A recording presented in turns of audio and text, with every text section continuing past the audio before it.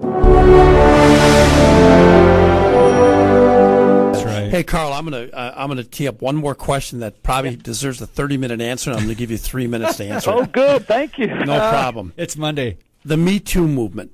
Yeah. I'm glad women are coming forward and saying no more to sexual harassment. There's no place for that in the church. There's no place for that in a civil society. But to me, this Me Too movement has been weaponized by radical liberals. Yes. You've been in law enforcement a long time. Yes. And this women don't lie about these things. Boy, this is dangerous, isn't it? Yes, it's extremely dangerous. Listen, not only was I in law enforcement a long time and saw it from both sides where there were actual victims, and most of the people that come forward are actual victims, but I've also seen, scarily, I have seen false accusations wherein vicious, nasty, convincing women will come forward. By nasty, I mean their attitude. They will come forward with these horrendous allegations and they will weep and cry and beg and plead, and then in the end of it all, once you bring forth the evidence and put it in their face, the real evidence, they begin to back up and snivel and say, well, okay, yeah, I falsely accused him. I just wanted him to do what I wanted him to do. It's a horrible thing. And it's devastating to the person that's been accused falsely. So here's the point. Here's how jurisprudence does it. Here's how common sense and godliness does it.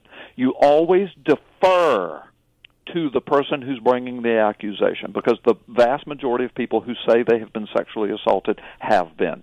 You defer. The word defer is different from 100% believe. The word defer means, listen, you give them an ear, you take it seriously, you investigate it as though they are telling the truth. Then the second thing that you do is you presume the innocence of the accused until the evidence is collected to prove that one guilty. That's how we do it in America.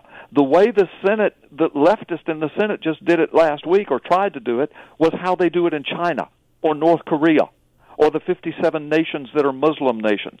That's what they want for the United States of America.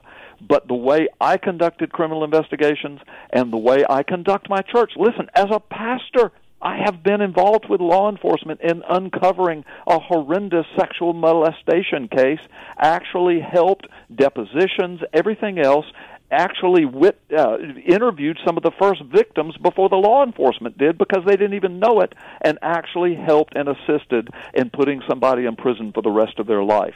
So this has not stopped with my law enforcement career. Somehow God continues to use me in these things, which is why, after watching the Senate hearings, I was able to write that piece that went viral that said, she's lying. And now it turns out that's exactly what it looks like. All the evidence points that way. But I listened by deferring to her. I thought from the beginning, well, this is pretty serious stuff. I bet they're going to bring some heavy-duty evidence, and it could be that he did this. But as it turns out, apparently the prosecutor wasn't convinced, and neither was the FBI. Carl Gallups, pastor, best-selling author. Check him out at carlgallups.com. Brother, thank you for your time. We'll talk to you in the month of November. Thank you. God bless you. I look forward to it. You guys are so gracious. And I love the Q90 FM audience, and God bless all of you. Thank you. Same back at you, brother. When we come... For thousands of years, mankind has debated how creation began. Ancient texts tell us the story. But today, the real message behind the pivotal account of the Garden of Eden has been obfuscated and lost.